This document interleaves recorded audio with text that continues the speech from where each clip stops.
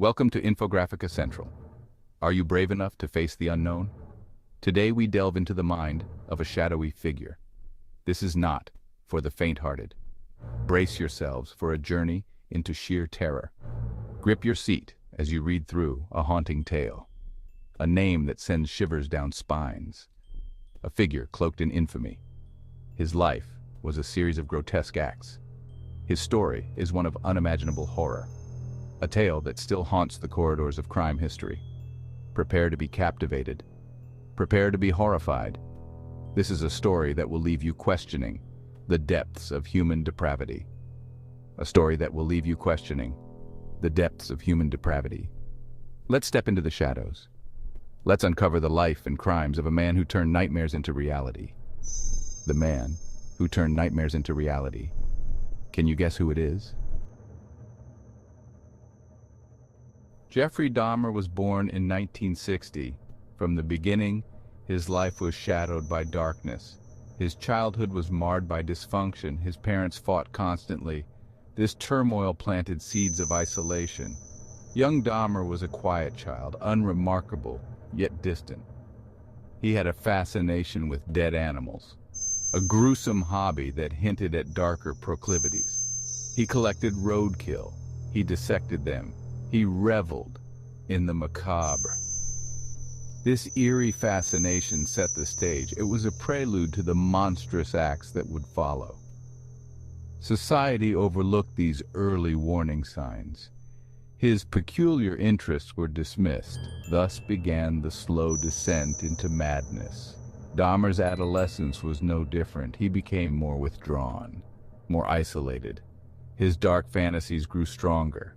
They began to consume him. His transformation into a predator had begun.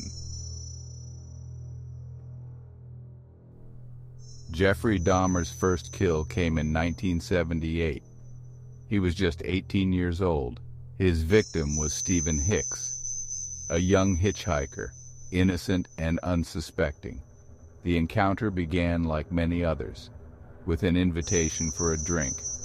Dahmer lured Hicks to his home. What followed was sheer horror. Dahmer bludgeoned Hicks with a dumbbell. He strangled him to death. But that was just the beginning. The true horror was yet to unfold. Dahmer dismembered Hicks' body. He meticulously dissected him. This was not a crime of passion. It was a calculated, cold-blooded act. The remains were scattered in the woods, a chilling start to a gruesome spree. This first kill awakened something inside Dahmer, a dark, insatiable hunger.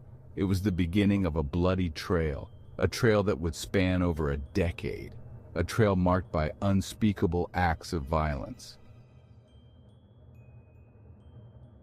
Jeffrey Dahmer's methods evolved, his madness deepened. He became a master of deception. He lured victims with promises of money or companionship. His charm disguised the monster within. Once the victims were in his grasp, the horror began. Dahmer drugged them. He immobilized them with sedatives. What followed was a ritual of brutality. He strangled them. He dismembered them. He preserved parts of their bodies.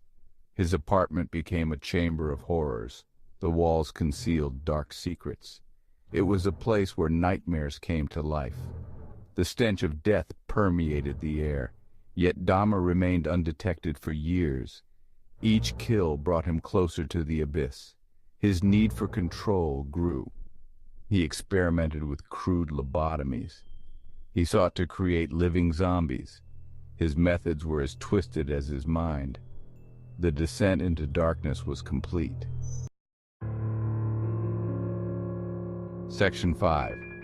The Macabre Collection, Beyond Imagination. Inside Dahmer's apartment lay a macabre collection. A grotesque museum of his crimes, skulls, skeletons, and body parts, preserved in various states, a testament to his depravity. The refrigerator held severed heads. The freezer stored body parts. He kept trophies from his victims, reminders of his dominance. Each item told a story of horror, a story of lives brutally ended. He photographed his victims, captured their final moments. These images were his perverse souvenirs. They fueled his dark fantasies. They were a window into his twisted soul. Dahmer's collection was beyond imagination. It was a glimpse into pure evil, a manifestation of his darkest desires. The apartment was a house of horrors, a place where death and depravity reigned supreme. Section 6. The Hunt, a Predator in the Night. Jeffrey Dahmer was a predator. He hunted in the night. His hunting ground was Milwaukee, bars and clubs, places where the vulnerable gathered. He blended in. His charm masked his sinister intent. He targeted young men, often from marginalized communities. They were easy prey. His approach was methodical. He offered drinks, money, or companionship. His victims never suspected the horror that awaited them. Dahmer's charm was his weapon. He disarmed his victims with ease. They followed him willingly. He led them to their doom. The hunt was thrilling for him. It was a game of control and domination. His reign of terror continued unabated. Each kill emboldened him. He became more reckless, more audacious. The predator roamed free. The night concealed his dark deeds, until his luck finally ran out. Section 7. The Capture, the End of Terror. Dahmer's reign of terror ended in 1991. His final victim, Tracy Edwards, escaped. Edwards led the police to Dahmer's apartment. What they found was a scene of unimaginable horror. It was the end of the line for the Milwaukee cannibal. The police discovered the macabre collection, the photographs, the body parts, the stench of death. Dahmer was arrested. His calm demeanor was chilling. He confessed to his crimes with disturbing detachment. The capture was a relief for many. The nightmare had ended. The monster was in chains, but the horror was far from over. The details of his crimes shocked the world. The true extent of his depravity was revealed. Dahmer faced justice. His trial was a spectacle, a grim reminder of the evil that lurks in the shadows. The end of his terror marked the beginning of a new chapter, a chapter of reflection and horror. Section 8. Inside the Mind of a Monster, Psychological Profile. Understanding Dahmer's mind is, well, a challenge. He was a complex individual, a combination of charm and depravity. His psychological profile revealed a disturbed mind, a mind driven by dark fantasies. Dahmer exhibited traits of antisocial personality disorder. He lacked empathy. He was manipulative. His charm was, in fact, a facade, a mask that concealed his true nature. His need for control was pathological. He was diagnosed with necrophilia, a perverse attraction to corpses. This drove many of his actions. His desire to possess his victims, to keep them close, even in death. His mind was a labyrinth of horror. Dahmer's psychological profile offered insights, but it did not provide answers. His actions defied comprehension. His mind was a dark abyss, an enigma that continues to baffle experts. The mind of a monster is a mystery that may never be fully understood. Section 9. The Courtroom, Drama and Justice. The courtroom was a stage for drama and justice. Jeffrey Dahmer's trial was a spectacle. The world watched in horror. They listened to the gruesome details. They saw the face of evil. Dahmer pleaded guilty. He confessed to his crimes. His calm demeanor was unsettling. He showed no remorse. His victims' families were devastated. Their grief was palpable. Their anger was justified. The prosecution laid bare the horror. The defense explored his troubled mind. The jury listened, horrified. The evidence was overwhelming. The verdict was inevitable. Dahmer was sentenced to life in prison. The trial was a turning point. It highlighted the depths of human depravity. It showcased the resilience of the victims' families. Justice was served. But the scars remained. The courtroom drama was a grim reminder of the darkness within. Section 10. Legacy of horror, societal impact. Jeffrey Dahmer's crimes left a lasting impact. Society was shocked. The horror was unimaginable. His name became synonymous with evil. The Milwaukee Cannibal, a symbol of human depravity.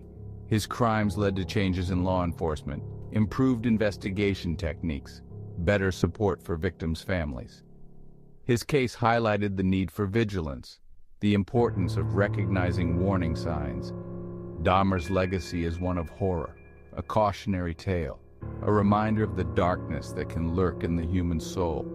His actions left a scar on society, a scar that still lingers. His story is a lesson in vigilance and awareness. The societal impact was profound. The horror of his deeds forced introspection.